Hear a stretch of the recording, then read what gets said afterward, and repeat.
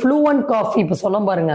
இந்த ஃப்ளூன்றது இந்த எல்லா சிம்டம்ஸோட ஓவரால் காம்பினேஷன்.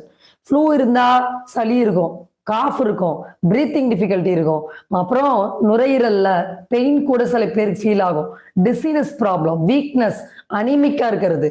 இந்த மாதிரி ஒரு சிம்டம் பாக்கி இல்லாம காது குப்புன்னு அடைச்சுக்கிறது எல்லாமே இருக்கும். ஸோ அதனால இந்த ஃபுட்டை கொஞ்சம் கம்மி பண்ணுங்க. சாப்பிடலன்னா சத்து போயிடும்னு நல்லா அப்படியே மனசுல பதிஞ்சிருக்கு. சாப்பிட்றதுனால ஒரு மனிதனுக்கு சத்து வருது. அப்படி பார்த்தா எப்படி சித்தர்கள் 300 ஆண்டு காலம் 600 ஆண்டு காலம் வாழ்ந்தவங்க இருக்காங்க, 1800 வருஷம் வாழ்ந்தவங்க இருக்கிறாங்க. எப்படி சாத்தியம்? காற்றை சுவாசித்து வாழ்ந்தாங்க, மன வலிமையை கூட்டி வாழ்ந்தார்கள், நல்ல காரியங்கள் தர்ம காரியங்கள் செய்து வாழ்ந்தார்கள்.